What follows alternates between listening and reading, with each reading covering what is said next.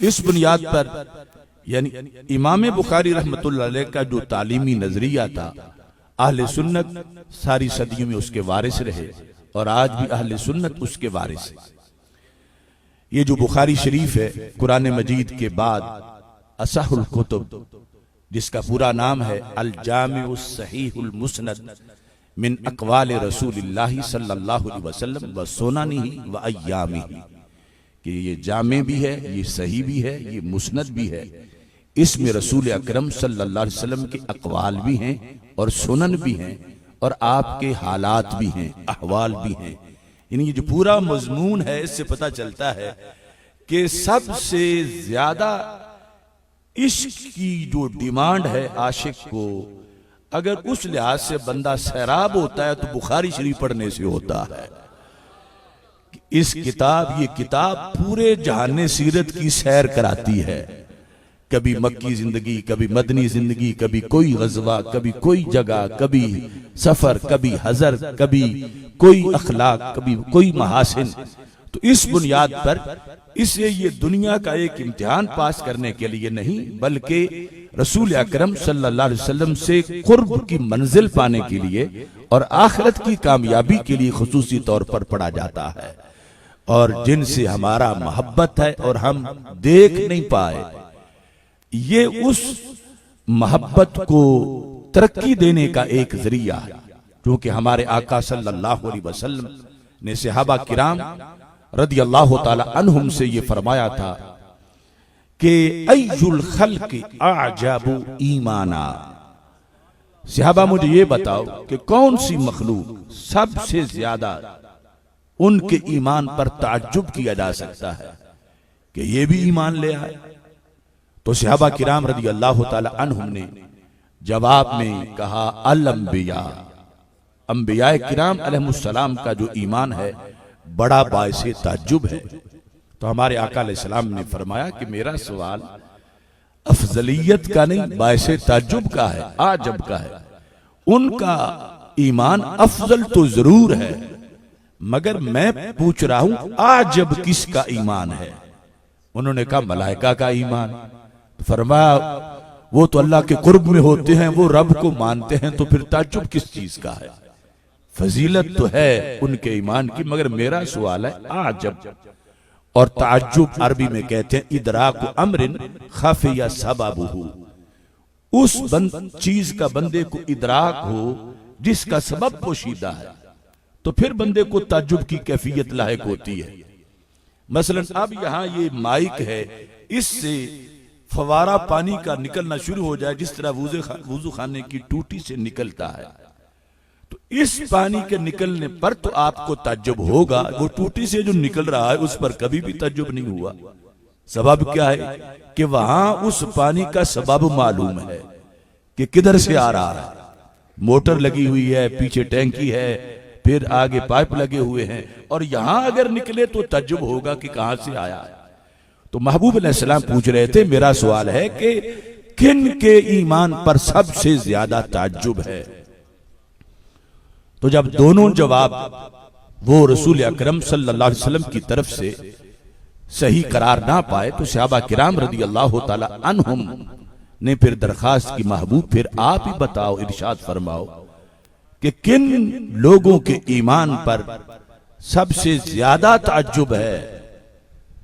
तो मेरे आका अलैहिस्सलाम ने फरमाया अल्लज़ीना जाऊ मिन बादी, सहाबा वो जो बाद में आएंगे, मुझे देख नहीं सकेंगे, कलमा खुद फिर भी मेरा ही पढ़ेंगे।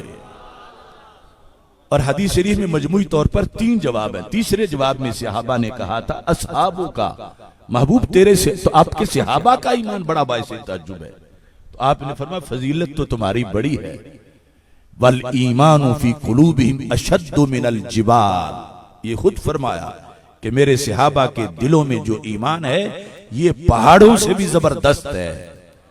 लेकिन फरमाया ताज्जुब किस चीज पर, मेरा चेहरा देखते हो, कलमा पढ़ते हो। अगरचे पहली उम्मतों के लिहाज से तो उन पर भी बड़ा ताज्जुब था, जो कहते थे अरिनल्लाह जहरा, नबी अल्लाह दिखाओ तो फिर मान लेंगे, देखे बगैर नहीं माना जाता। लेकिन ये मेरे आका अलैहिस्सलाम के सहाबा का कमाल है चेहरा सरकार का देखा है, कलमा खुदा का पढ़ लिया है।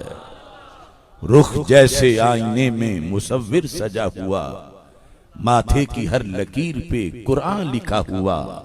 आवाज जैसे नगमाए फितरत छिड़ा हुआ, आगोश जैसे हो दरे काबा खुला हुआ। कांपे जलाले अर्श मजाजे हलीम से, जन्नत को रह जाए कदे मुस्तकीम से। इन्होंने सरकार दो आलम सल्लल्लाहु अलैहि वसल्लम के चेहरे को देखकर अल्लाह को देखे बगैर ही मान लिया है, और मुतालबा भी नहीं किया कि मान दिखाओ तो फिर मानते हैं, वरना हमसे नहीं माना जाता। पहलों का वो अंदाज था, लेकिन सहाबा का ये कमाल था कि चेहरा सरकार का देखा है, कलमा खुदा का पढ़ लिया। और सहाबियत ऐसा शर्फ है कि नबुव्वत के बाद उसके हम पल्ला कोई शरफ नहीं है, न गौसियत, न कुतबियत, न हाफिज, न कारी, न मुहद्दिस, कोई भी शरफ उसकी हम पल्ला नहीं है। लेकिन फिर भी बाद वालों का कोटा एक तरह का मेरे आका अलैहिस्सलाम ने संभाल के रखा। फरमाया सहाबा तुम्हारा, तुम मुझे देखते हो तो देख के मुझे रब को मान जाना, इस पर ताज्जुब नहीं, अगरचे फजीलत बड़ी है। ताज्जुब तो उन लोगों के ईमान पर है कि जिन पर के पास कुरान किताबी शक्ल में जाएगा, वो आगे से ये डिमांड नहीं करेंगे कि अल्लाह के रसूल खुद पढ़ें तो हम मानेंगे ये अल्लाह का कुरान है, या कम अज कम जिब्रील तो आकर बताएं, या जिब्रील नहीं तो रसूल अकरम सल्लल्लाहु अलैहि वसल्लम के सिद्दीक़ अकबर ये गवाही दें कि मेरे सामने उतरा था। अब देखो ये कितनी बड़ी हकीकत है।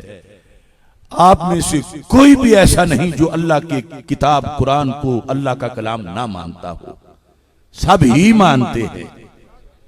और क्या इस मानने से पहले कभी किसी एक ने भी डिमांड की थी कि ये उर्दू बाजार लाहौर में छपा, पता नहीं ये वही है या कुछ और है? माना सब ने है, और डिमांड किसी ने भी नहीं की कि सरकार खुद सामने आए, अल्लाह बताए, फरिश्ता आए या सिद्दीक़ अकबर हों फिर मानेंगे। ये डिमांड किए बगैर जो मान गए हो, इसकी तरफ इशारा किया था मेरे नबी अलैहिस्सलातु वस्सलाम ने। हम ना गौस ना कुतुब ना कुछ भी, लेकिन हम वो तो हैं जिनका ईमान बिलगैब डबल है। अल्लाह को भी हमने देखे बगैर माना है, और जिन्हें देख के अल्लाह को मानना था हमने उन्हें भी देखे बगैर माना है।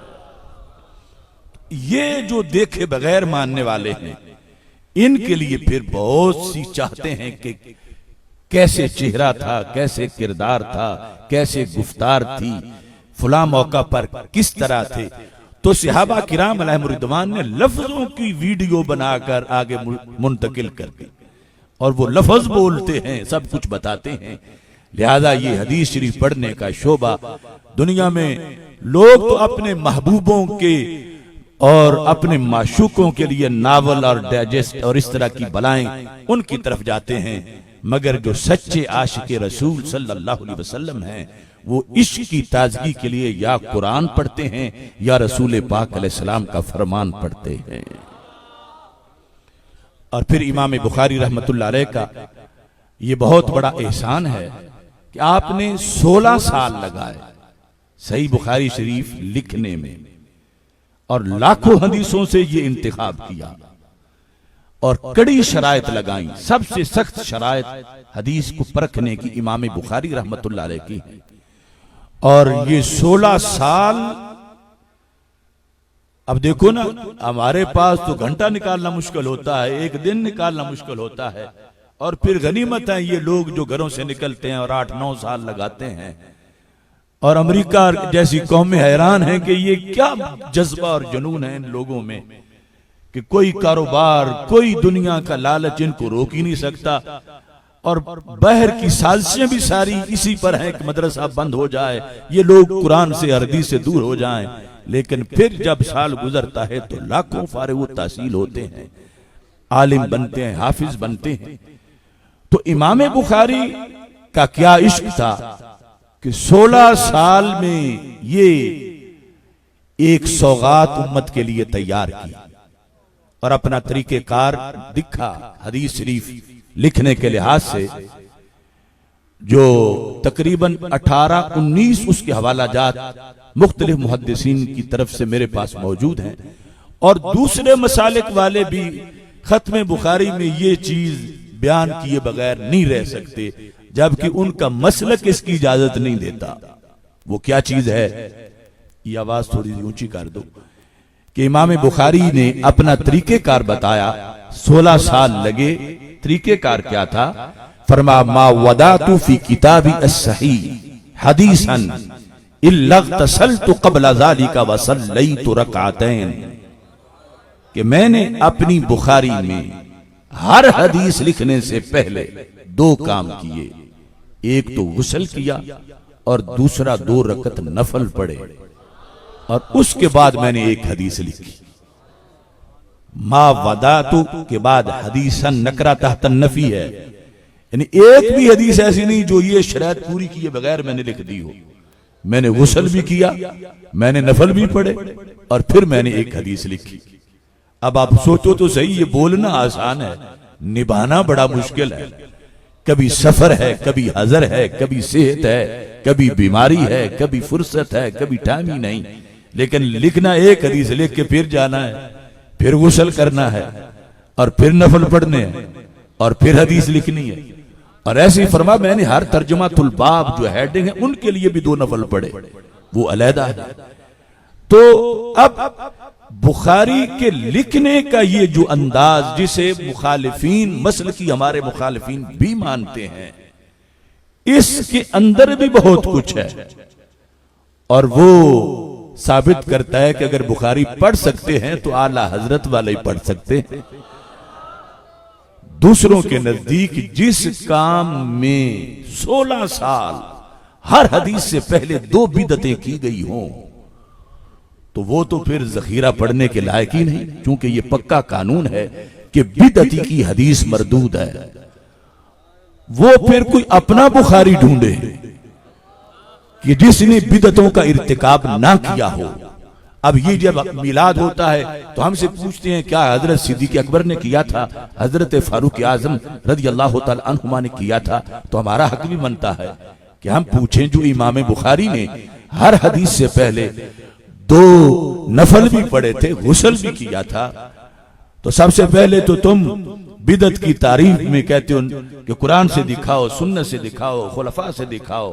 तो मैं कहता हूं कोई एक आयत दिखा दो जहां लिखा हो या अय्युहल्लज़ीना आमनू इज़ा कतबतुमुल हदीसा फग़तसिलू वसल्लू रकअतैन, कि जब हदीस लिखने लगे तो गुस्ल करो और 2 रकअतें भी पढ़ो।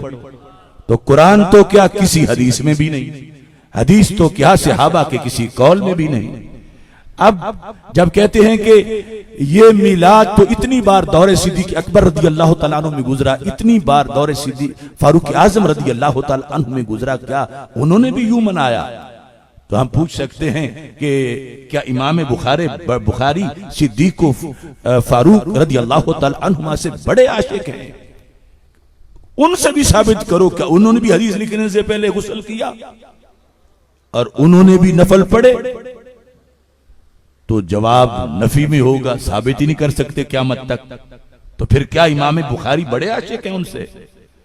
नहीं, ये तो उनके नालैन की खाक तक भी नहीं पहुंच सकते, सहाबियत का वो शरफ है।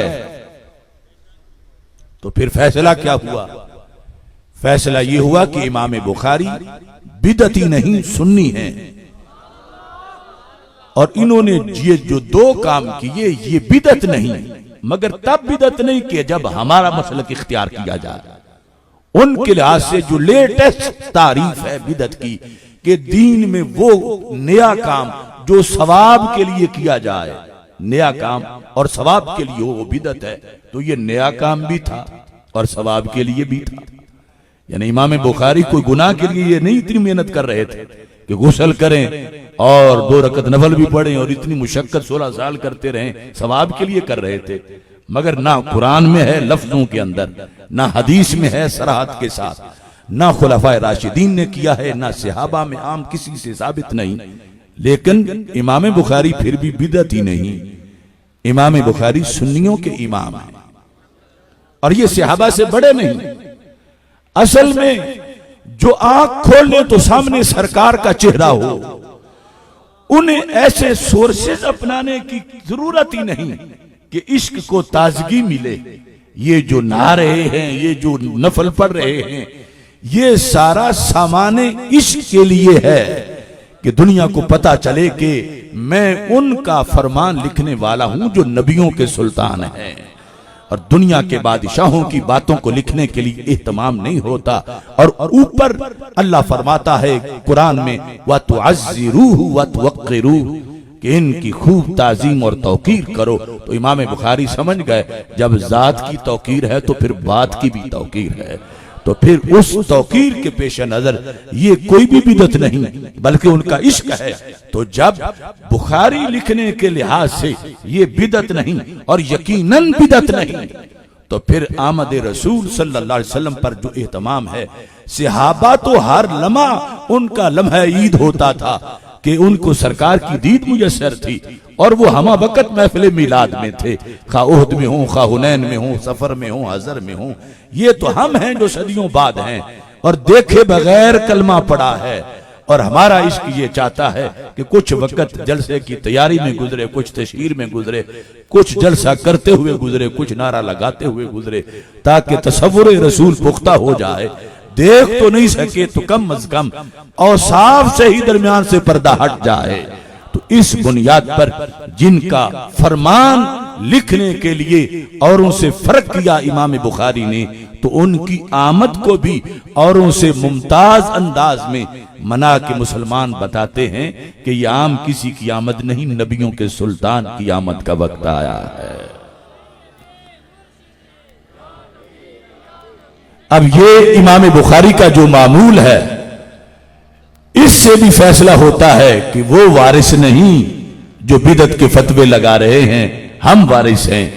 क्योंकि उनके मुताबिक तो उन्हें कोई और जो है वो तलाश करना चाहिए अपना बुखारी। चूंकि इमाम बुखारी कहते हैं कि मैंने हर तर्जमातुल बाब रियाजुल जन्ना में बैठ के लिखा।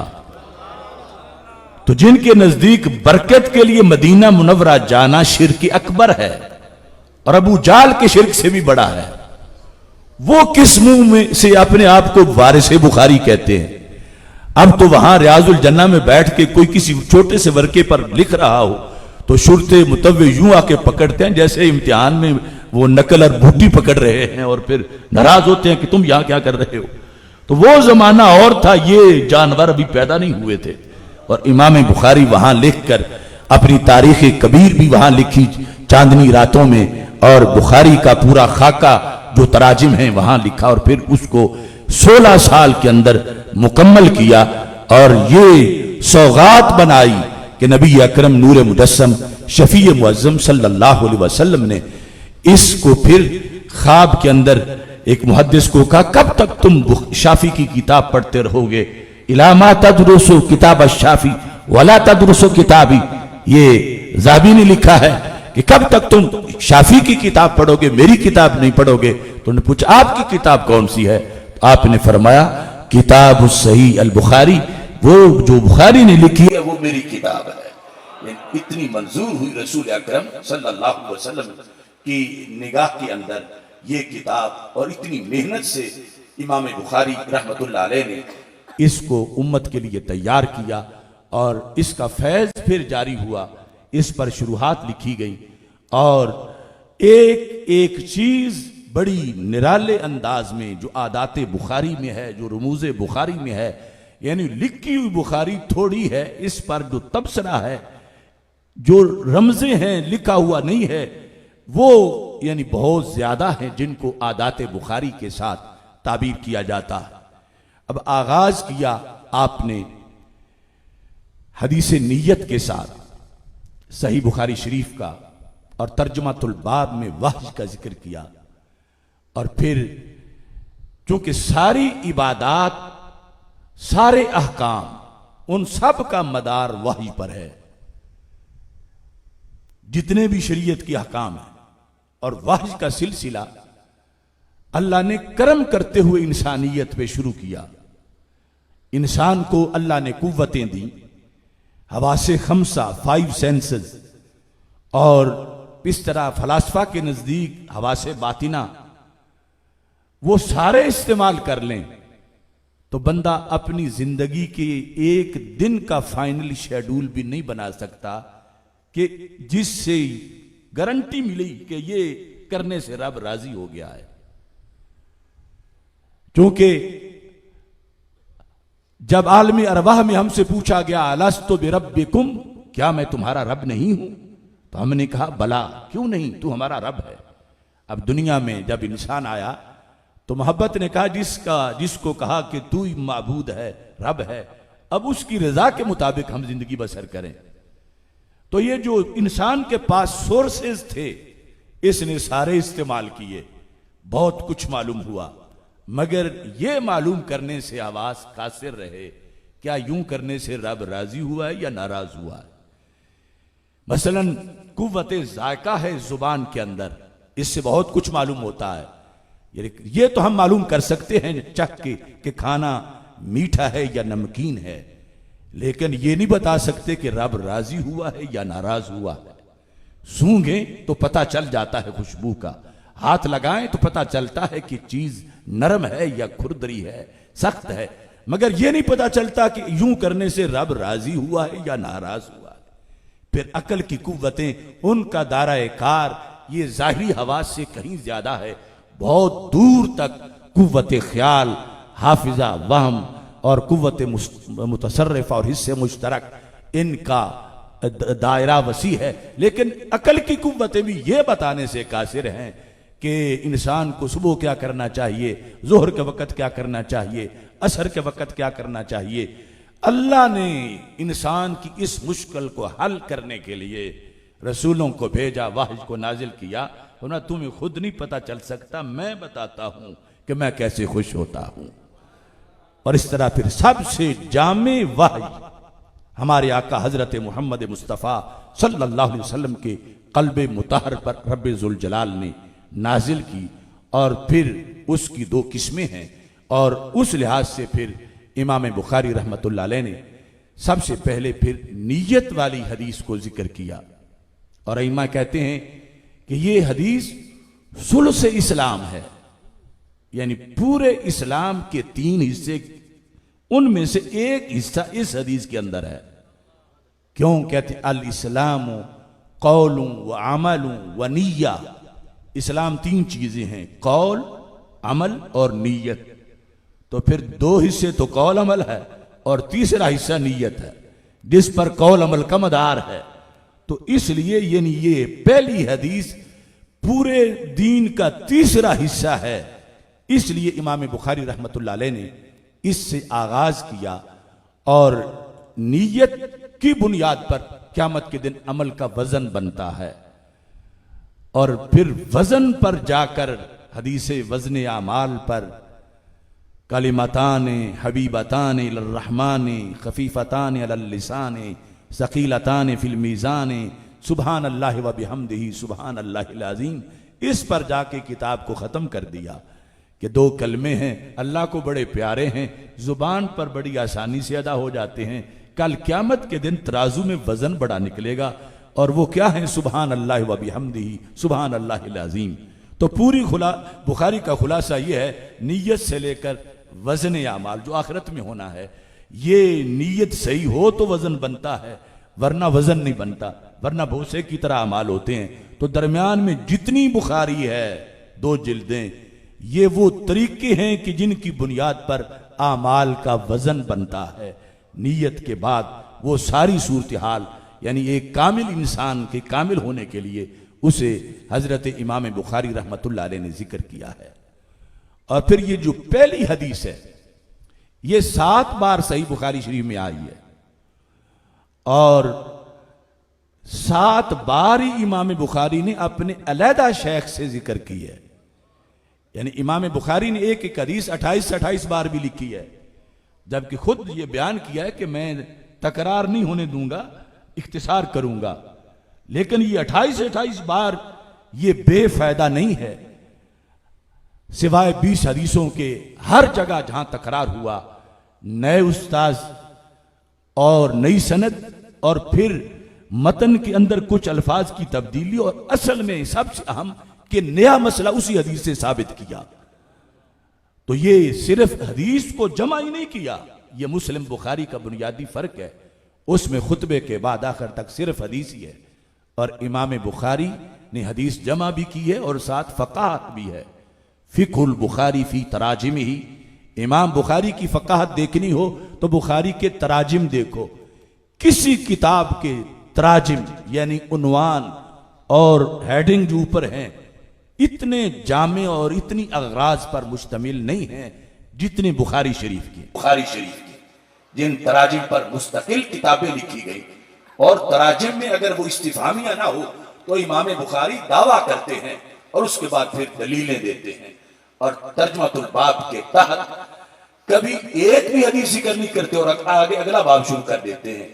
तर्जुमतुल बाब के तहत या तो आयत कुरान जिक्र कर देते हैं, या गैर मुस्नद हदीस जिक्र कर देते हैं, या कौल सहाबी जिक्र कर देते हैं, तो अइम्मा के कौल जिक्र करते हैं। तो इस बुनियाद पर ये अहादीस के साथ साथ बहुत से और फवायद हैं जो कुरान के मुश्किल अल्फाज हैं।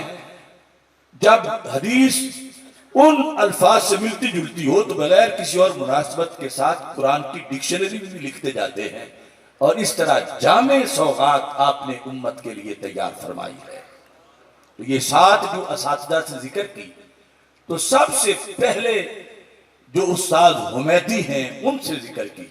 इसका सबब यह था कि वो कुरैश से थे, और नबी अकरम सल्लल्लाहु अलैहि वसल्लम का फरमान है, क़द्दिमू कुरैशन वला तक़द्दमूहा, कुरैश उनको मुकद्दम करो और उन पर आप अपने आप को मुकद्दम ना करो। तो इस बुनियाद पर यानी वला तक़द्दमूहु, उस पर इमाम हुमैदी को इन्होंने पहले जिक्र किया। और फिर ये जो हदीस जिक्र की इन्नमल अमालु बिन्नियात वाली, इसको यहां पर मुख्तसर जिक्र किया। ये पूरी हदीस जहां जिक्र है वो दूसरी जिल्द में, जो पुरानी जिल्दें हैं उसके अंदर किताबुल ईमान में है, जिसमें ये इजाफा है, मन कानत हिजरतहु इलल्लाहि व रसूलिही फहिजरतहु इलल्लाहि व रसूलिही, कि जिसकी हिजरत अल्लाह और उसके रसूल सल्लल्लाहु अलैहि वसल्लम की तरफ है, उसका क्या कहना, उसकी हिजरत तो फिर अल्लाह और उसके रसूल सल्लल्लाहु अलैहि वसल्लम की तरफ है। लेकिन यहां मुख्तसर जिक्र की कि मन कानत हिजरतहु, जिसकी हिजरत इसलिए है दुनिया के लिए या औरत के साथ शादी के लिए, तो बस उसकी फिर उसके लिए हिजरत है जिसके लिए उसने की, ये उसकी मुजम्मत की, उसने बड़े मकसद को छोड़कर छोटे मकसद के लिए हिजरत की और नीयत का महवर बयान किया। तो इस पर भी आइमा ने लिखा कि वैसे तो कानून ये बनता था कि पहले पूरी लिख देते, आखिर में जब भी लिखते मुख्तसर लिख देते, लेकिन पहले मुख्तसर लिखी है और पूरी जाके दूसरी जिल्द में लिखी है। तो वो कहते हैं असल में ये है कि ये पहली हदीस जो है ये खुतबे के कायम मकाम है, क्योंकि इमाम बुखारी ने यहाँ कोई खुतबा नहीं लिखा जो किताबों के शुरू में खुतबा लिखा जाता है। तो ये हदीस कायम मकाम में खुतबा है, और इसकी मुनासबत है कि यहाँ जब रावी आखिर में पहुंचते हैं, हजरत उमर रज़ी अल्लाह तआला अन्हु, उसके बारे में वो कहते हैं कि समेअतु रसूलुल्लाह सल्लल्लाहु अलैहि वसल्लम यक़ूल व हुवा अलल मिंबर, तो ये मकाम खुतबा है कि मैंने रसूल अकरम सल्लल्लाहु अलैहि वसल्लम को सुना इस हालत में क्या मिंबर पर थे। तो दूसरी जो अहादीस है उनमें मिंबर का जिक्र नहीं है और खुतबा मिंबर पे होता है। तो इस बुनियाद पर जो मिंबर वाली थी वो अगरचे मुख्तसर थी, उसको इमाम बुखारी रहमतुल्लाह अलैह ने मुकद्दम किया और उसके लिहाज से फिर जितने भी फवायद थे उनको वाज़े किया और ये बताया कि नीयत पर अमाल का मदार, और नीयत का मदार ईमान पर है। इस वास्ते मसलन जो कुफार हैं वो लंगर खिलाएं, वो समाजी खिदमत करें, वो जो कुछ भी करें, अल्लाह ताला फरमाता फला नुकीमु लहुम यौमल क़ियामति वज़ना, उनके किसी अमल का कोई वजन नहीं निकलेगा। और कुरान कहता है कसराब, उनके अमल यूं है जैसे दोपहर के वक्त सहरा पर सूरज की रोशनी पड़ती है तो लगता है ठाठे मारता समुंदर है रेत की वजह से, करीब जाए तो खतरा भी नहीं होता।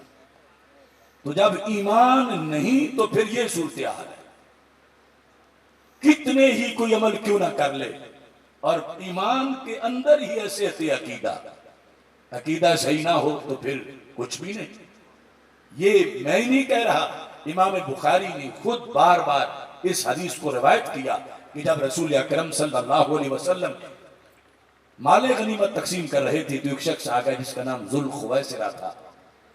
एक जगह है कि उसने कहा इत्तकिल्लाह इत्तकिल्लाह या मुहम्मद सल्लल्लाहु अलैहि वसल्लम। लुग़वी माना है कि अल्लाह के नबी आप मुत्तकी बन जाएं, परहेजगार बन जाएं। ये शुरू से तबलीगियों का एक टोला ऐसा है जिन्हें पता ही नहीं तबलीग करनी कहाँ होती है। अब मुझे कोई कहे मुत्तकी बनो, आपको कोई कहे मुत्तकी बनो, तो ये तबलीग है। और सरकार दो आलम सल्लल्लाहु अलैहि वसल्लम को कहे तो ये तौहीन है, क्योंकि उसने कोई कमी समझी सरकार में, तो सरकार को गुस्सा आया। मैं यत्तकिल्लाह इज़ा लम अत्तकिल्लाह, अगर मैं मुत्तकी नहीं तो वो कौन सकता है। दूसरी हदीस में उसने कहा इअदिल, अदल करो। फरमाया मैं यादिल इज़ा लम अदिल, अगर अदल मैंने नहीं किया तो कर कौन सकता है। इतना फर्क है, बजाय ये लफ्ज है लेकिन तौहीन समझी गई। सरकार दो आलम सल्लल्लाहु अलैहि वसल्लम ने भी समझा। इजाजत मांगी एक हदीस में हजरत उमर रदी अल्लाह तआला अन्हु ने, दूसरी हदीस में हजरत खालिद बिन वलीद रदी अल्लाह तआला अन्हु ने कि मैं इसका सर उतारूं। अब सरकार ने ये नहीं फरमाया किसी ने किया कुछ नहीं, यानी उसकी सजा ये बनती थी, लेकिन सरकार का हक है दें या ना दें। फरमाया यखरुजु मिन दिद्दि हाज़र रजुल, इस बंदे की पुष्ट से एक कौम आएगी, यक़रऊन अल कुरान वला युजाविज़ु हनाजिरहुम, वो कुरान पढ़ेंगे मगर हलक से नीचे नहीं जाएगा। तो तिलावत कुरान की दो किस्में हैं। ये नहीं कहा कि वो ग्रंथ पढ़ेंगे, वो मुहर्रफ तौरात या इंजील पढ़ेंगे, कुरान पढ़ेंगे लेकिन हलक से नीचे नहीं जाएगा। और बुखारी में दूसरे मकाम पर है यहतिरु अहदुकुम सलातहु मा सलातिहिम व सियामहु मा सियामिहिम व अमलहु मा अमलिहिम। सहाबा तुम में से कोई एक, हम 15वीं सदी वाले क्या, सहाबा तुम में से कोई एक ये समझेगा कि जितनी नमाजें ये पढ़ते हैं इतनी हम तो नहीं पढ़ते, यानी नवाफिल का भी और इतना जो प्रोपेगेंडा होगा रोजों का, नेकी के कामों का। तो नतीजा क्या है? मेरे आका अलैहिस्सलाम ने फरमाया यमरुकून मिनद्दीन कमा यमरुकु सहमु मिनर रमिया, मरते वक्त जर्रा भर भी दीन उनके साथ नहीं होगा। यूं खाली निकलेंगे जैसे शिकार को तीर लगता है, अंदर घुसता है, पूरा घुस के बाहर निकलता है, ना गोश्त साथ होता है, ना खून साथ होता है, ना गोबर साथ होता है। इस तरह ये पूरे इसकी नस्ल से आने वाले, अगर आज कत्ल कर दूं तो वो आजमाइश कैसे हो। वो यूं सब कुछ करेंगे मगर रायगा होगा, नंबर ही नहीं मिलेंगे, कबूल ही नहीं होगा। बेस क्या है कि अकीदा सही नहीं होगा। अकीदा सही हो तो उसमें नीयत सही होती है, वरना रिया आ जाता है। तो उसकी वजह से जब नीयत में फतूर आ जाए तो बड़ा नुकसान होता है। एक ही है कि अमल का सवाब घट जाता है, दूसरा अगर मजीद रिया हो तो मिट जाता है, तीसरा अगर उससे भी सख्त हो तो फिर अजाब होता है। इतना अहम सबक है नीयत का, जो पहले नंबर पे इमाम बुखारी ने रखा। और मुहद्दिसीन ने कहा कि हम अगर किताब लिखेंगे तो हर बाब के शुरू में ये हदीस लिखेंगे, और फिर हम उलमा और तलबा के लिए नीयत को सही रखना मजीद आम लोगों के लिए मुश्किल है। आम लोगों के लिहाज से काश्तकार हल चला रहा हो, उसके हल चलाने में उसे दिल में ये डिमांड नहीं है कि लोग मुझे दाद दें, कोई मुझे आके देखे। लेकिन खतीब जो तकरीर कर रहा है, मुदर्रिस जो पढ़ा रहा है, तालिब इल्म जो पढ़ रहा है, इनके लिए बड़े खतरात हैं नीयत सही करने के लिहाज से, क्योंकि ये अमल जो कर रहे हैं वो अमल बड़ा नाराला है। तो इस बुनियाद पर इन्हें रोजाना अपनी नीयत की तलाशी लेनी पड़ती है कि नीयत सही रहे। अब ये बुखारी में है कि क़यामत का दिन होगा, बल्कि मुस्लिम में 3 शख्स अल्लाह के दरबार में हाजिर होंगे। पहला वो है जिसको दुनिया शहीद कहती है। ये हर शहीद की बात नहीं, जिसमें ये सुकम हो उसकी बात है। अल्लाह पूछेगा मैंने तुझे कड़ियल जवान बनाया था, सेफ दी थी, बता तूने मेरे लिए क्या किया। वो कहेगा रब मैंने भी हक अदा कर दिया, तेरे दीन को जरूरत थी, मैं जिहाद के लिए निकला, इतना लड़ा कि मैं शहीद हो गया, तो मैं और क्या करता, मैंने तो हक अदा कर दिया। तो अल्लाह फिर अल्लाह है।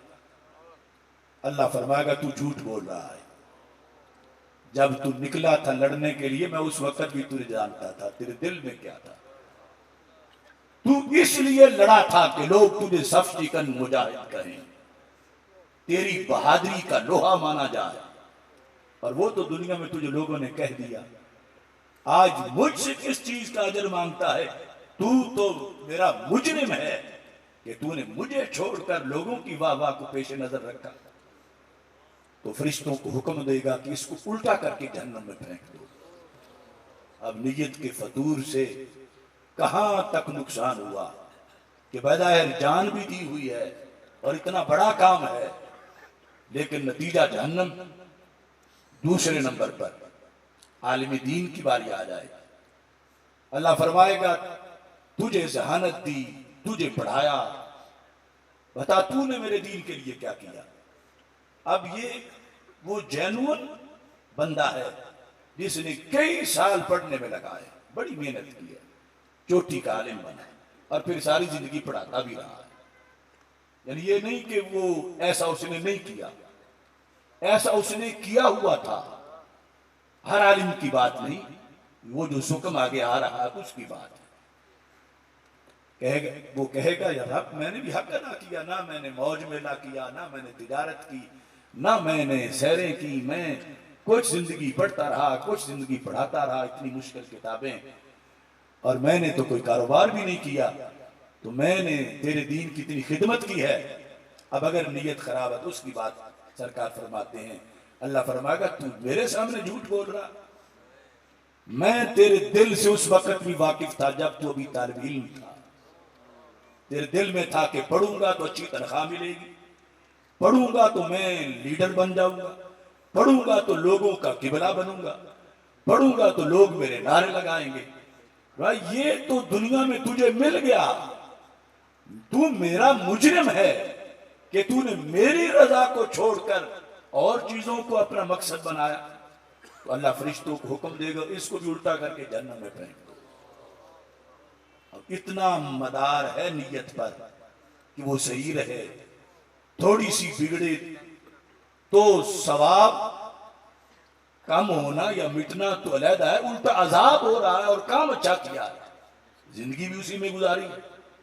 और तीसरे नंबर पर एक मालदार शख्स की बारी आएगी जो दुनिया में उसने बड़ी सखावतें की हुई है। अल्लाह पूछेगा कि तुझे माल दिया था, तूने मेरे लिए क्या किया। तो कहेगा रब मैंने भी हक अदा किया, जहां मुझे पता चलता था कि दीन को जरूरत है, किसी मस्जिद में, किसी मदरसा में, किसी जगह, मैं वहीं पर पहुंच जाता था और मैं वहां मदद करता था, ताउन करता था, और ये काम उसका जेन्युइन था, वो ऐसा करता रहा। तो अल्लाह ताला फरमाएगा तू मेरे सामने झूठ बोल रहा है, मैं उस वक्त भी जानता था जब तू जाके ताउन करता था, तेरे दिल में ये था कि मुझे सखी कहा जाए, और वो तो तुझे दुनिया में कह दिया गया। आज मुझसे अजर क्यों मांग रहा है, तूने मेरे लिए किया होता तो मैं तुझे अजर देता। तू मेरे दरबार का मुजरिम है कि तूने अपने खालिक को, मालिक को छोड़कर औरों की रजा को तूने अपने पेशे नजर रखा। तो अल्लाह ताला फरिश्तों को फरमाएगा कि इसे पकड़ो और उल्टा करके जहन्नम में फेंक दो। तो ये यानी कितनी हमारे लिए आज ले उनकी पनाह, आज मदद मांग उनसे, कल ना मानेंगे क्यामत को। अगर मान गया कल जब क्यामत को हमारा माज़अल्लाह नुकसान हो चुका हो और फिर हम कहें कि काश के दुनिया में हमें कोई बताता, तो हम वक़्त से अपना मुहासबा कर लेते और जो नुकसान हुआ था वो पूरा कर लेते, नीयत सही कर लेते। आखिर तौबा का दरवाज़ा बंद तो नहीं हुआ। तो इसलिए मेरे समेत हम सब के लिए ये बुखारी की पहली हदीस का जो पैगाम है, ये नीयत अगर सही है तो फिर बहुत से ऐसे काम हैं जो कि ये बगैर नामा माल में लिखे जाते हैं, और नीयत सही नहीं तो फिर किए हुए भी मोतबर नहीं होते। बुखारी शरीफ में है कि रसूल अकरम सल्लल्लाहु अलैहि वसल्लम जब तबूक की जंग से फारिग हुए, तबूक की जंग से रसूल अकरम सल्लल्लाहु अलैहि वसल्लम जब फारिग हुए, ये सबसे दूर जाकर लड़ी जाने वाली जंग थी गज़वात में से। तो मेरे आका अलैहिस्सलाम ने फरमाया, इन्ना बिल मदीना ते कौमा,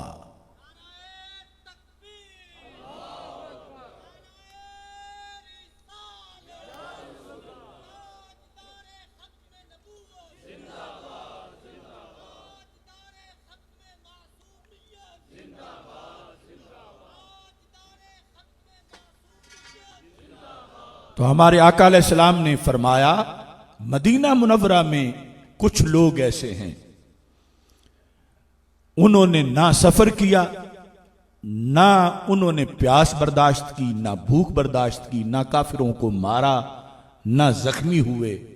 शारिकूना वहुम बिल मदीना, उन्हें मदीना मुनव्वरा में बैठे तबूक के गाजियों का सवाब मिल गया।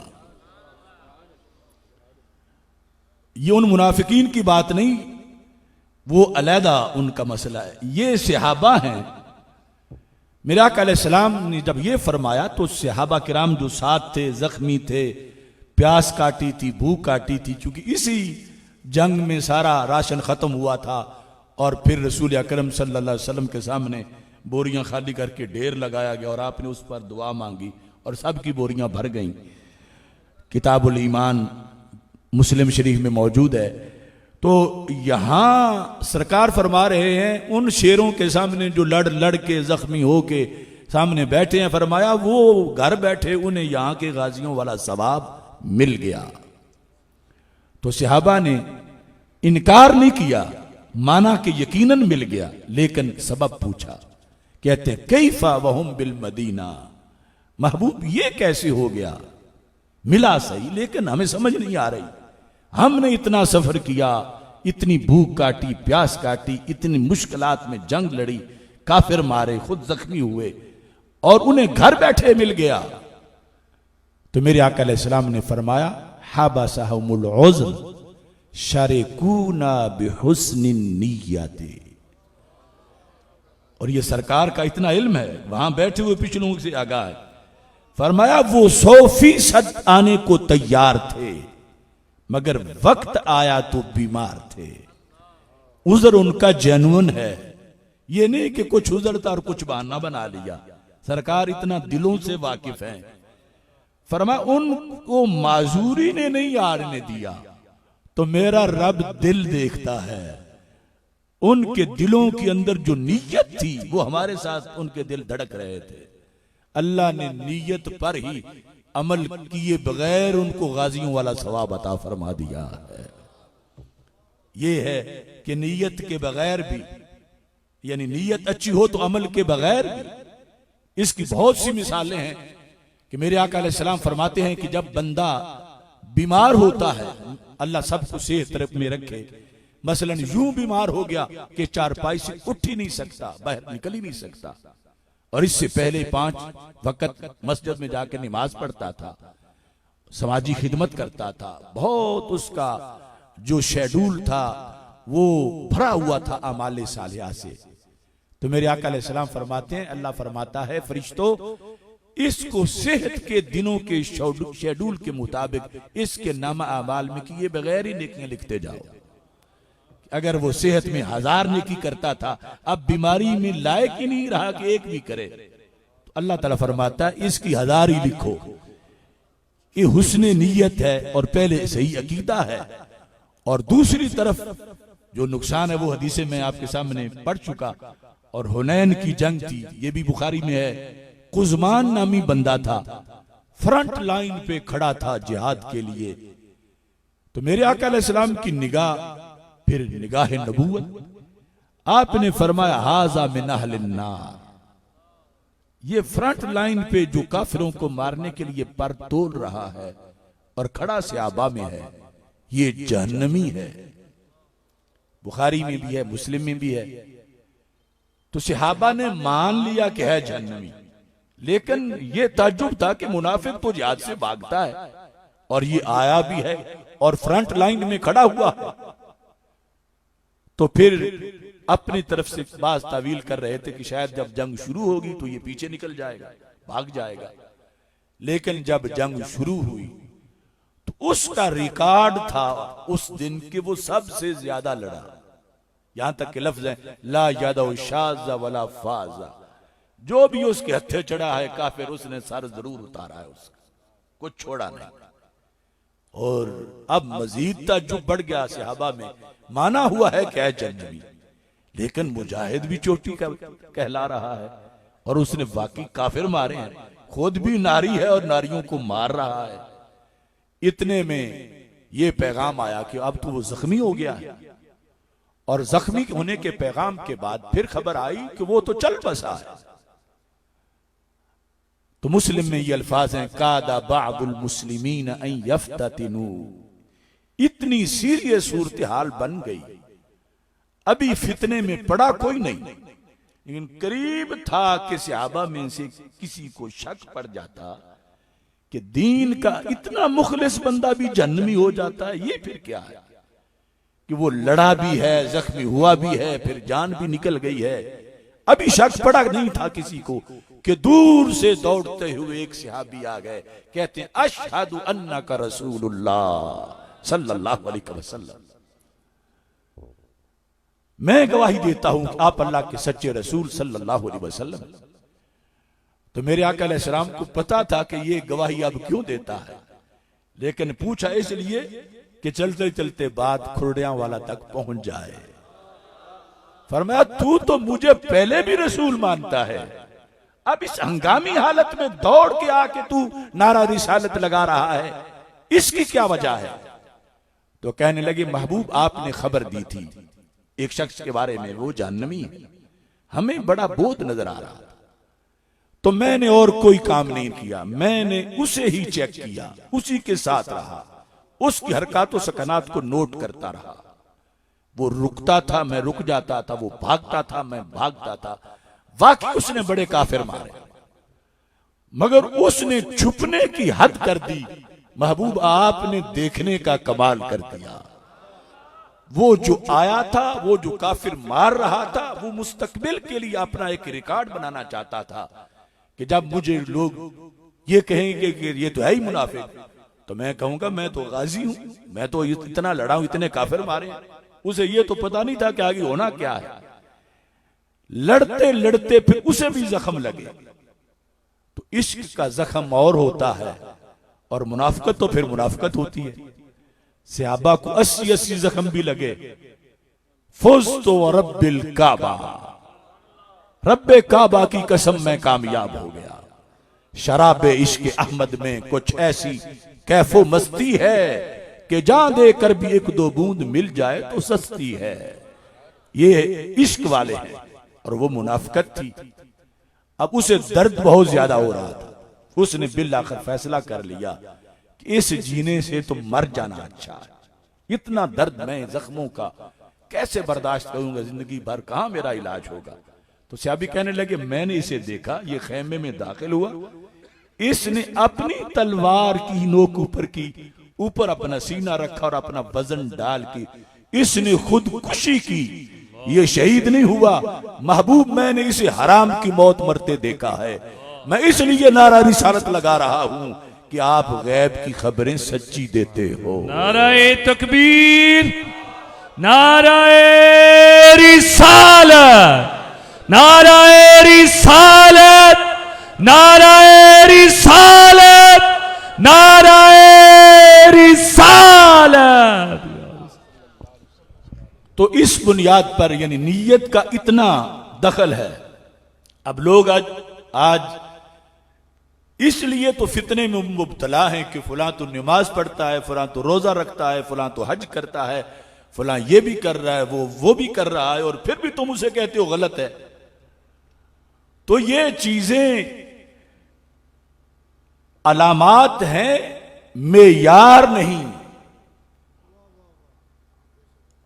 और इन्नल्लाह युअय्यिदु हाज़ा दीन बिर्रजुलिल फाजिर, अल्लाह फाजिर बंदे से भी दीन की मदद करवा देता है। यानी दीन की मदद बिल्कुल हकीकतन हो भी जाए किसी फाजिर से, तो उसका अकीदे की गारंटी फिर भी नहीं कि सही है, वो अपनी जगह फाजिर ही है। लिहाजा सूना जंगल रात अंधेरी, छाई बदली काली है, सोने वालों जागते रहना चोरों की रखवाली है। तो इस पहली हदीस में जो पहला हिस्सा है कि जिसने हिजरत की दुनिया के लिए कि उसे पाले, या औरत के लिए कि उसके साथ निकाह करे। अब यहां यह सवाल है कि क्या यहां तो दुनिया की तरफ, दुनिया की वजह से कहीं जाने की मजम्मत की जा रही है, जबकि इस्लाम के अंदर ये दुनिया के माल को खैर भी कहा गया है, रिज़्क़ हलाल कमाने के फजाइल भी बयान किए गए हैं। और यह भी फरमाया गया कि कुछ गुनाह नमाज रोजे से नहीं जड़ते।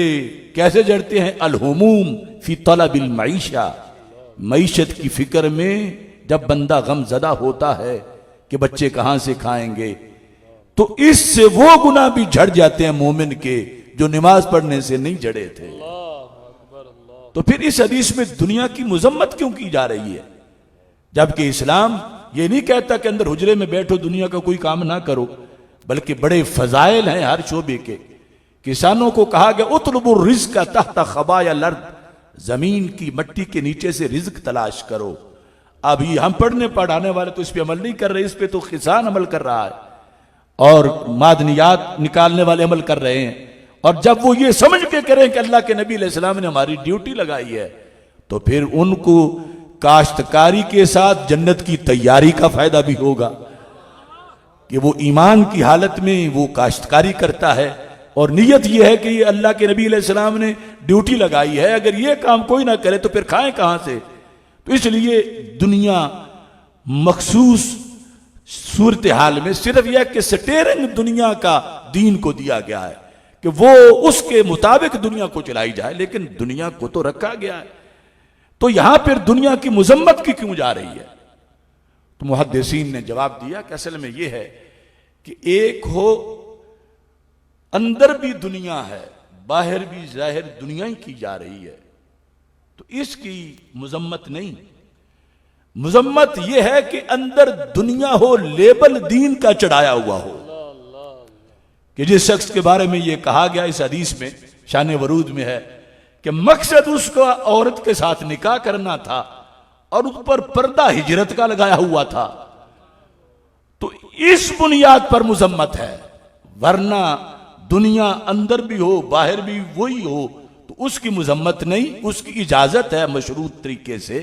लेकिन जो अपनी दुनियादारी को दीन बना के शो करे कि है दुनिया का मरीज और है दुनिया का लालची, और शो उसको तकवा कर रहा है, परहेजगारी कर रहा है, तो इस दुनिया की मुजम्मत की जा रही है, क्योंकि वो नीयत वाले मरहले के साथ इसकी ये वजाहत है कि अंदर नीयत खराब है और ऊपर से ये जाहिर कर रहा है कि मैं तकवे वाला हूं, मैं तो हाजी हूं, मैं तो आलिम हूं, मैं तो हाफिज हूं, जबकि अंदर कुछ और सूरत हाल है। तो फिर वो जो दुनिया है उसके लिहाज से जिस दुनिया को दीन जाहिर किया जा रहा है उसकी रसूल अकरम नूर मुजस्सम शफी मुअज्जम सल्लल्लाहु अलैहि वसल्लम ने यह मुजम्मत फरमाई। इस हदीस के बहुत से मबाहिस हैं, वो सिर्फ तुलबा उलमा के लिए हैं। मैं अपनी बात खत्म करते हुए इमाम बुखारी रहमतुल्लाह अलैह के लिहाज से आखिरी बात करके अपनी गुफ्तगू समेटता हूं कि इमाम बुखारी की किताब मुस्तकिल निसाब है और उनका किरदार भी हम उलमा के लिए एक सुनहरी किताब है। तवज्जो करना, दुनिया है, नशेबो फराज है, और फिर हक बोलना यह बड़ा मुश्किल है। करीबी भी दूर ही नहीं होते, दुश्मन भी बन जाते हैं। और हुकूमतें अक्सर अदवार में ऐसी ही रही हैं कि उन्होंने अहले दीन को अपना दुश्मन समझा, कि अगर इनकी मकबूलियत बढ़ेगी तो हमारा तख्ता उल्ट देंगे। तो इमाम बुखारी ऐसे मराहल से गुजरे। नेशापुर में इख्तिलाफ हो गया, इमाम बुखारी पर फतवा लगाया गया कि ये सुन्नी नहीं, ये मुतज़िली हैं, ये खल्के कुरान का अकीदा रखते हैं। यहां तक कि आपको बिल आखिर वहां से निकलना पड़ा। और पलट के फिर चूंकि बुखारा के थे तो अमीर बुखारा अहमद खालिद बिन अहमद ने दावत दी कि आप हमारे पास वापस आ जाओ। और इमाम बुखारी को भी था जहां का मैं हूं मैं उधर चला जाता हूं। तो जब आप आए तो शहर से 3 मील तक दूर रस्ते के दोनों जानिब गुंबद बनाया गया इस्तिकबालिया। और जब इमाम बुखारी की सवारी गुजरी तो सारे अहले बुखारा को हुक्म था हुकूमत की तरफ से कि बैर खड़े होकर इस्तिकबाल करना है। उलमा भी थे, अवाम भी थे। और जब सवारी गुजरी तो दराहिम दनानीर यानी सोने चांदी के सिक्के निछावर किए गए और शक्कर तकसीम की गई कि ये वक्त के इमाम हैं, हमारे शहर के थे और दुनिया इनको सलाम करती है और ये आ रहे हैं। ये इस्तिकबाल था। तो चंद दिन हुए, इख्तिलाफ शुरू हो गया। इमाम बुखारी से इख्तिलाफ। आज लोग कहते हैं फलां तो उसको सारे ही मानते हैं, उससे कोई भी इख्तिलाफ नहीं करता, उसकी मकबूलियत सब उसको अच्छा समझते हैं। तो मैं कहता हूं ऐसा तो मुमकिन ही नहीं। या तो उसने सच ना कभी बोला हो तो फिर हो सकता है सारे उसको सही समझे। लियुज़हिरहु अलद्दीन कुल्ली, अल्लाह फरमाता है इस दीन को हर दीन पे गालिब करने के लिए भेजा गया। और हर दीन में हजारों दीन है। और जब इस दीन को उन सब पे गालिब करना है तो सब ने तुम पे हमला करना है, सब ने तुम पे तनकीद करनी है, सब ने तुम पे तुम्हें गालियां देनी है। अगर उनकी हां में हां मिलानी है तो फिर सच नहीं बोलना। तो इमाम बुखारी से इख्तिलाफ हो गया। बिल आखिर हाकिम वक्त ने कहा कि आप यहां से चले जाएं। इमाम बुखारी शहर से बाहर निकले तो बिल्कुल अकेले थे। तो एक उस वक्त का सियाफी, ज़हाबी ने उसका नाम लिखा है, वो सामने आया और उसने कहा बुखारी जा तो रहे हो, मुझे एक बात तो बता के जाओ। उस दिन में जब सारा बुखारा इस्तिकबाल के लिए खड़ा था और सोना चांदी तुझ पे निछावर किया जा रहा था, और आज के दिन में जब तुम चादर कंधे पे रख के अकेले जा रहे हो, एक शागिर्द साथ है, इन दोनों दिनों में तुम्हारे नजदीक फर्क क्या है? यानी बज़ाहिर आम लोगों के लिहाज से तो बड़ा फर्क था कि कितनी मकबूलियत और कितना इस्तिकबाल और क्या चर्चा और क्या शोहरत, और आज बिल्कुल सारे रुख मोड़ गए हैं। और अकेला इमाम बुखारी अगली मंजिल को जा रहा है जहां फिर जाने से पहले इख्तिलाफ हो गया समरकंद में के आधे कहने लगे आए, आधे कहने लगे इधर ना आए। जहां फिर इमाम बुखारी ने खरतंग जगह पर दुआ मांगी, रब तेरी जमीन खुली होने के बावजूद मुझ पर तंग हो गई है, अब मुझे तू अपने पास बुला ले। और 1 माह बाद उसी जगह पे इंतकाल हुआ। अब ये जब निकल रहे थे और उस सियाफी ने पूछा फर्क तो बता जाओ 2 दिनों में। तो ये सोने के पानी से लिखने वाले अल्फाज हैं। फरमाया ला उबाली, मेरी सेहत पर कोई फर्क नहीं है उस दिन में और आज के दिन में। ला उबाली, मुझे कोई परवाह नहीं, कोई परवाह नहीं। क्यों? फरमा इजा सालिमा दीनी, कि मैं दीन बेच के नहीं निकल रहा, मैं दीन सलामत लेके जा रहा हूं।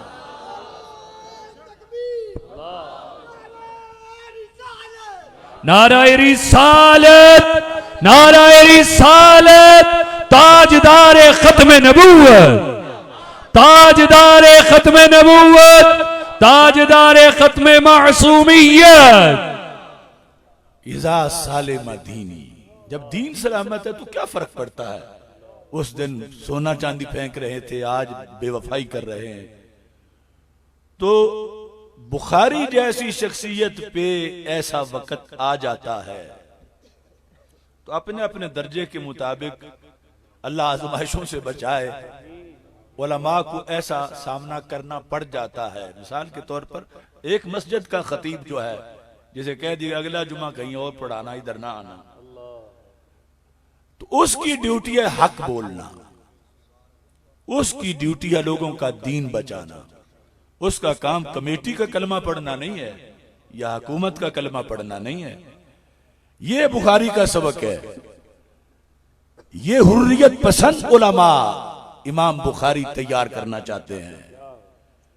फरा मुझे क्या परवाह, लाउबाली, कोई परवाह नहीं मुझे, क्या हुआ, कुछ भी नहीं हुआ। क्यों? फरा सलामत दीन लेके आया था, सलामत दीन लेके जा रहा हूं, तो मैं खुश हूं। मैं अपने दीन पर मैंने आंच नहीं आने दी। और फिर वही बुखारी जब फौत हुए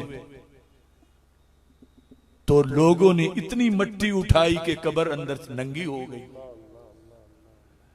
फिर पहरेदार खड़े किए गए तो लोग उन पर भी गालिब आ गए, वो रोक ना पाए। फिर लकड़ी के मजबूत बड़े बड़े दरख्तों का जंगला बनाकर इर्द गिर्द लगाया गया, तो लोगों ने बाहर से मिट्टी उठानी शुरू कर दी। अब वो भी थे जिन्होंने इमाम बुखारी को गालियां भी दी हुई थी, तंग भी किया हुआ था, मुतजली भी कहा हुआ था, लेकिन जाने के बाद अब ये अकीदत थी और बाकायदा तौबा करने के लिए लोग आए कि हमसे गलती हुई, हमने ये किया, हमने वो किया। लेकिन दुनिया में अहले हक को पहचानना और उनके साथ वफा करना, ये बहुत थोड़े लोगों का वतीरा है। और ये जो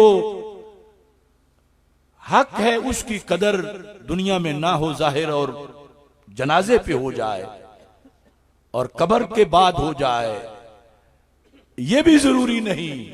इमाम राजी फौत हो गए थे और आज राजी राजी राजी दुनिया में हो रहा है। कर्रामिया से उनका इख्तिलाफ था, जनाजा बड़ा होता ये दरकिनार, उनकी कब्र पर खतरा था कि वो कर्रामी इनकी लाश उठा के ले जाएंगे, तो कब्रिस्तान में दफन नहीं किया गया था, घर की चार दीवारी में इमाम राजी को दफन किया गया था। तो ये अल्लाह बेहतर जानता है, यानी किसका मकाम कब जाहिर हो।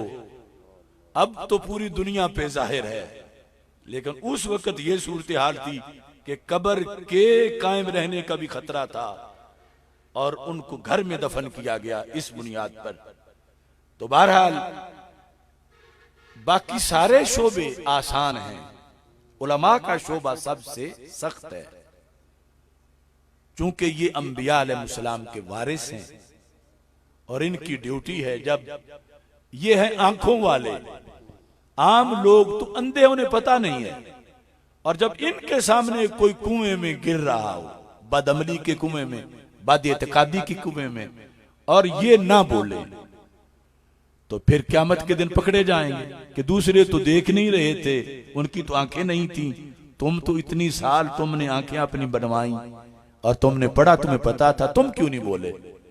तो फिर उलजिमा बिलिजा मिन नार, चुप रहने वालों को फिर लोहे की लगाम पहनाई जाएगी। तो फजीलत बहुत ज्यादा है, लेकिन आजमाइश भी बहुत ज्यादा है। और इसलिए मैं कहता हूं ये शहादत गाहे उल्फत में कदम रखना है। लोग आसान समझते हैं मौलवी होना, ये मसनद बड़ी है, इसकी ड्यूटी भी बड़ी है। मेरे आका अलैहिस्सलाम ने फरमाया यहमिलु हाज़ल इल्म मिन कुल्li खलफिन उदूलुहु, ये भी गैब की खबर थी। फरमाया हर नई जनरेशन में 25 साल में जनरेशन बदलती है, फरमाया हर नई जनरेशन में मेरे वारिस जरूर पैदा होंगे। करोड़ों अमेरिका, करोड़ों बरतानिया अपने कोशिशें कर लें, फरमाया उम्मत की गोदें बांझ नहीं होंगी, हर नई जनरेशन में मेरे वारिस होंगे और आलिम भी होंगे, सुन्नी भी होंगे, आदिल में बयान किया। काम क्या करेंगे? फरमाया पढ़ के वो चुप जी सरकार नहीं बनेंगे कि हजरत साहब सालाना बोलते हैं या माहाना बोलते हैं, नहीं। फरमाया उनकी ड्यूटी है यनफून अन्हु तहरीफ अल गालीन व इंतिहाल अल मुब्तिलीन व तअवील अल जाहिलीन, फरमा मेरी उम्मत पर 3 तरह के हमले होंगे और ये तीनों अंदरूनी महाज से हैं, मुसलमानों पर, मुसलमानों की तरफ से। फिर एक तो गाली लोग हमला करेंगे, वो दीन में तारीफ करेंगे। एक बातिल प्रस्त होंगे, वो हिला साजी करेंगे। तीसरे जाहिल होंगे और वो तावीलें गलत करेंगे। अब ये सारे शोबे देखो तो आपको मुआशरे में सब नजर आएंगे। अगर हर एक अलहदा बयान किया जाए तो बहुत सी सरकारें तो वैसे ही नाराज हो जाएंगी। अगरचे मैं नाम किसी का भी नहीं लूंगा, वो हर समझेगा मुझे ही कह गए हैं, मुझे ही कह गए हैं। तावील अल जाहिलीन। अब ये एक तो मसलन जाहिल हुक्मरान वो समझते हम दीन खुद बहुत जानते हैं, लेकिन इसमें जो अक्सरियत है वो जाहिल गद्दी नशीनों की है, जाहिल साहिबजादों की है, जो जागों के तसर्रुफ में है। शाही का नशेमन, उकाबों का नशेमन वो है, पढ़ा है नहीं जब पढ़ने की उम्र थी। और अब मसनद का तकाजा यह है जो हम कहें उसे दीन माना जाए, हमारा फरमाया हुआ मोतबर समझा जाए। हम फुला इब्ने फुला हैं, कौन होता है वो फुला किसान का बेटा, वो हमारे खिलाफ बोले। अब वो गलत तावील कर रहे हैं, तावीले जाहिल। अब उस तावील का पर्दा चाक करना, तहरीफ का पर्दा चाक करना और हीला साजी का पर्दा चाक करना, ये ड्यूटी है फारिगुत तहसील होने वाले आलिम की।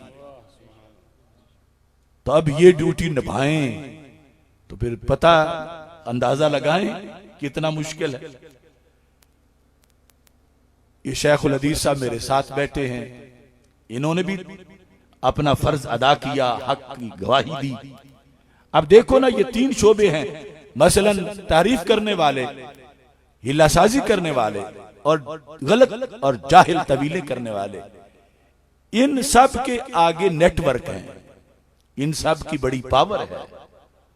जब इन सरकार दो आलम सल्लल्लाहु अलैहि वसल्लम की ड्यूटी जो लगाई आप, उसके मुताबिक कोई आलिम दीन ये फरीजा सर अंजाम देता है तो जाहिल के मुरीद इसको नहीं छोड़ेंगे, वो गाली के मुस्तंडे इसको नहीं छोड़ेंगे, वो बातिल परस्त के हवारी इसको नहीं छोड़ेंगे। क्या वो इसको सलाम करेंगे कि इसने तो हमारा पर्दा चाक कर दिया? गालियां भी देंगे, गोलियां भी मारेंगे, सब कुछ करेंगे। अब 2 राहें हैं, या तो अपने आका अलैहिस्सलाम की तरफ से लगाई हुई ड्यूटी अदा की जाए, या फिर अपना तकद्दुस बचाया जाए कि मैं बड़ा अजीम हूं, मुझे कोई मां की गाली क्यों दे, मुझे क्यों कोई गलत लफ्ज बोले, मैं अपना आप बचाता हूं, मुझे क्या जरूरत है गालियां खाने की और गोलियां खाने की और जेलों में जाने की। तो ये 2 रास्ते हैं, एक दुनियावी तकलीफ का रास्ता है मगर आखिरत में अल्लाह के फजल से दायमी जन्नत है, और दूसरा जो है वो दुनिया देख करके दुनिया में मौजें कर लें, ऐश करें, नवाबों और वडेरों और चौधरियों और गलत पीरों का साथ दें, रिफ्ज़ व खुरूज का, कादियानियों का, और फिर अगले जहां देखी जाएगी तो कितना खसारा होगा। तो ये सूरत हाल है, यानी उलमा का सख्त तरीन इम्तिहान है। जो ये समझे ना कि मैं इसलिए आलिम बनूं कि ये आसान सा शोबा है, उसे फिर पढ़ना ही नहीं चाहिए। उसको पढ़ते वक्त इमाम अहमद बिन हंबल को लगते कोड़े ज़हन में रखने चाहिए। उसको पढ़ते वक्त इमाम आजम को जेल में बंद देखना चाहिए। उसको पढ़ते वक्त इमाम फजला खैराबादी को काले पानी में देखना चाहिए। ये हजरत मुजद्दिद अल-फिसानी को ग्वालियर के किले में देखना चाहिए। हक परस्तों का इम्तिहान होता है और वो हाँ में हाँ नहीं मिलाते और वक्त पे बोलते हैं, ना बोले तो खुद फिर कल क़यामत के दिन उलजिमा बिल जामिन नार। इस वास्ते इमाम बुखारी का तरीका और उनका मनहज उसको भी ज़हन में रखना चाहिए। और ऐसे उलमा की जरूरत है जो हक बोलने वक्त पर जब हक का कहत पड़े, हक बोलने का, तो वो बोल पड़े, तो वो फिर मुस्तहिक हैं कि उनको कहा जाए कि अल्लाह के रसूल अलैहि सलाम के वारिस हैं। क्योंकि इन्होंने सब कुछ दाव पे लगा दिया। और ये जमाना चूंकि एक तवील तारीख है, अब आपके सामने अभी ये 5-6 साल का जो मामला चल रहा है, तो हमने अल्लाह का करोड़ों बार शुक्र है कोई जुर्म नहीं किया, बल्कि हमने जिहाद किया। जिस मसलक अहले सुन्नत को बर्बाद किया जा रहा था, जिसकी सरहद रिफज की तरफ जो है वो मिटा के एक ही किया जा रहा था, और खरूज की तरफ वो एक किया जा रहा था, तो वही लोग जो हमें अपना कायद कहते थे, वही लोग पता नहीं क्या क्या लकब देते थे, उन्होंने गालियां भी दी, बाइकाट भी किया, सब कुछ किया।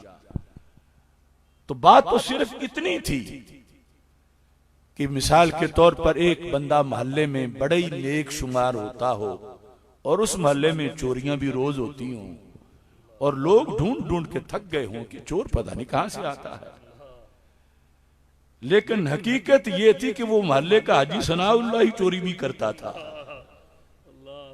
तो एक दिन जब चोरी हो रही थी, एन उसी टाइम किसी ने गली में बल्ब जलाया, तो हाजी साहब रंगे हाथों पकड़े गए। अब वो जो हाजी सनाउल्लाह के बेटे हैं और अवारी हैं, वो बल्ब जलाने वाले को कैसे छोड़ेंगे जिसने रंगे हाथों पकड़वा दिया। हम परेशान थे कि बंदे इगवा हो रहे हैं, कोई खारजियत में जा रहा है, राफजियत में जा रहा है, ये झंडे काले लग रहे हैं, ये कौन कर रहा है।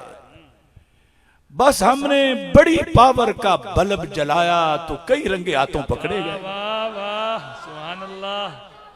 अब वो जो सारे रंगे हाथों पकड़े गए, उनके जाहिल मुरीद और उनके लौंडे और उनके बदमाश, और मुकाबले में फिर ये उलमाए किराम हक का साथ देने वाले, बस ये बल्ब जलाना ही जुर्म था और इसका हुक्म था कि जलाओ, और वो नबवी हुक्म के मुताबिक अल्लाह के फजल से हमने वो बल्ब जलाया और जला रहे हैं, और इंशाअल्लाह आखिरी सांस तक जलाते रहेंगे।